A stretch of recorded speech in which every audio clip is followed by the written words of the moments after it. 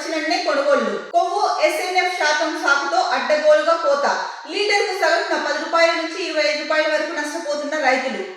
కూటమి సర్కారు వచ్చిన తర్వాత 90% పైగా మూతపడిన అమూల్ పాల కేంద్రాలు. గతేడాది ఇదే నెలలో లీటర్ గేదె పాలు 89 రూపాయల నుంచి 112 రూపాయల మధ్య ఉండేది. ఆవు పాలు 44 రూపాయల నుంచి 54 రూపాయల మధ్య ఉండేది. ప్రస్తుతం గేదె పాలు 40 నుంచి 50 రూపాయల మధ్య, ఆవు పాలు 25 నుంచి 30 రూపాయల మధ్య. సీమ జిల్లాల్లో ఆవు పాల ధరకే గేదె పాలు సేకరిస్తున్న డైరీలు. భారీగా పెరిగిన దాణా ఖర్చులు, దొరకని పశుగ్రాసం. ధర గిట్టుబాటు కాక నిర్వహణ భారం తట్టుకోలేక పశువులను అమ్మేసుకుంటున్న రైతులు. ప్రైవేట్ డైరీలకు వత్తాసు పలుకుతున్న కూటమి ప్రభుత్వం. సో పాడి రైతులని అయితే కనుక కూటమి ప్రభుత్వం దగా చేస్తోందని చెప్పేసి ప్రధానంగా వార్త ఇచ్చారు సాక్షిలో. ప్రైవేట్ డైరీలు చెప్పిందే ధర, వాళ్ళు అంటే వాళ్ళకి ఇష్టం వచ్చినట్టు, అంటే వాళ్ళు ఆడిందే ఆట పాడిందే పాట అంటారు కదా, ఆ చందంగా ఇష్టం వచ్చినన్నే కొనుగోలు చేస్తున్నారు పాలు కూడా.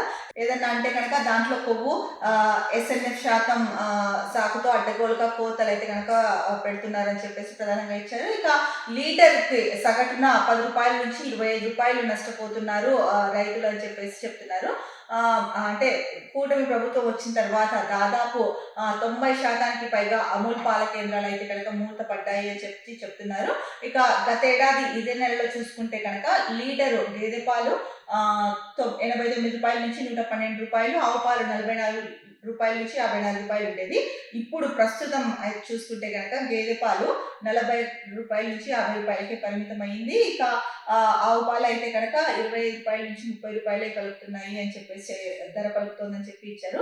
ముఖ్యంగా సీమ ప్రాంతాల్లో అయితే కనుక గేదె పాల రేట్, అంటే ఆవు పాల రేట్ ఎంత ఉందో గేదె పాలకు కూడా అదే రేటు ఇస్తున్నారు అని చెప్పేసి, సేకరిస్తున్నారు అని చెప్పేసి వార్త ఇచ్చారు. ఈ నేపథ్యంలో ఏంటంటే కనుక దానా ఖర్చులేమో పెరిగిపోయినాయి, ఖర్చు పెరుగుతోంది, గిట్టుబాటు ధర రావట్లేదు. మరి ఏం చేస్తారు? నష్టాన్ని అయితే తెచ్చుకోలేదు కదా.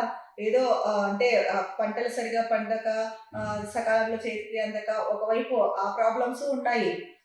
అలాంటప్పుడు అంటే ఆ పంటకి పెట్టే పెట్టుబడి ఏదైతే ఉందో ఆ పెట్టుబడికి కొంత ఈ పాలల్లో అయినా సరే ఆదాయం సేకరించి పంటలకు పెట్టుబడి పెట్టుకోవచ్చు అప్పులు చేయకోకుండా అని చాలా మంది గ్రామస్తులు అయితే కనుక ఇదే ఆలోచనలోనే ఉంటారు.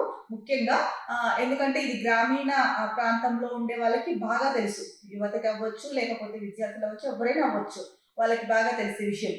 అయితే అటువంటి అంటే పాలకి కూడా సరైన ధర లేక దానా ఖర్చులు పెరిగిపోయి దాన్ని కూడా భరించలేక గేదెల్ని అమ్మేసుకుంటున్నారు అని చెప్పేసి ముఖ్యంగా ఇచ్చారు. ఇక ప్రైవేట్ డైరీలకే కూటమి ప్రభుత్వం వత్తాసు పలుకుతుంది అంటున్నారు. మరి ఏ రకంగా చూసుకున్నా కూడా నష్టపోతున్నది అయితే రైతులే. అటు మిర్చికి మద్దతు ధర ఇవ్వక అప్పుడు నష్టపోయింది రైతులే, నష్టపోతున్నది రైతులే. ఇప్పుడు పాలు కొనుగోలులో కూడా అంటే పాడి రైతుల్ని దగా చేస్తోంది అని చెప్పేసి సాక్షులు ఏదైతే కథనం ఇచ్చారో దీంట్లో వీళ్ళు ఇచ్చిన వార్త ప్రకారం చూసుకుంటే ఇటు చూసినా కూడా రైతే నష్టపోతున్నాడు, పాడి రైతు. మరి ఏ రకంగా కూటమి ప్రభుత్వము రైతులని ముందుకు తీసుకెళ్తుంది? మీరు ఇచ్చిన వాగ్దానాలు ఏంటి, చేస్తున్నది ఏంటి, ఏ రకంగా బతకగలుగుతారో మీరే చెప్పండి. ఇదేమో సొంతంగా చెప్తున్నది కాదు, ఇంకొకటి కాదు. ఇక్కడ వార్తలు ఇచ్చారు, దీని గురించి అంటే ఏవైనా సమస్యలు ఉంటేనే వార్తలు ఇస్తారు కదా, దాని గురించి చర్చించుకుంటున్నాం మనం. ఇక ఏ రకంగా తెలంగాణలోనూ పరిస్థితి అలాగే ఉంది అని చెప్పేసి, అంటే రైతుల పరిస్థితి సాగునీరు లేక పంటలు ఎండిపోతున్న పరిస్థితి అని చెప్పేసి తెలంగాణకు సంబంధించి అక్కడ వార్తలు ఉన్నాయి. ఇక్కడ చూసుకుంటే ఇక్కడ గిట్టుబాటు ధరలు లేక ఒకటి, ఇక పాడి రైతుకైతే దానా ఖర్చులు కూడా పెరిగిపోయి పాల రేటు లీటర్ రేటు తగ్గించేసి సగటున 1 లీటర్కి 10 రూపాయల నుంచి 25 రూపాయల వరకు నష్టం వస్తుందని చెప్పేసి ఇచ్చారు. ఇంకా ఏ రకంగా బతుకుతారు రైతులు? దేశానికి రైతే వెన్నెముక, రైతే రాజు చెప్పుకోవడానికి చాలా చెప్తున్నారు, కానీ ఇంప్లిమెంటేషన్ అయితే ఏ దాంట్లో చూసినా సరే మనం చాలా వరకు చూసుకుంటే కనుక రైతులకే చాలా వరకు లీస్ట్ స్థానంలో ఉన్నట్టు చూపిస్తారు రైతుల్ని. ఎందుకో అర్థం కాదు. రైతు లేకపోతే మనం ఉన్నామా? మనమందరం ఎవరమైనా సరే రైతు లేకపోతే ఏ ఒక్కరు ఉండరు భూమి మీద. మరి అలాంటి రైతుల్ని ఎందుకు నిర్లక్ష్యం చేస్తున్నారు? దీనిపైన అంటే సీఎం గారి దృష్టికి వెళ్ళకపోయి ఉండొచ్చు ఈ విషయాలు. సంబంధిత శాఖలు, ఉన్నతాధికారులు వీళ్ళైతే ఉంటారు కదా, ఎమ్మెల్యేలు, ఎంపీలు. ఇప్పుడు ఎమ్మెల్యేలు, ఎంపీలు మిమ్మల్ని ఎందుకు గెలిపిస్తారండి ప్రజలు?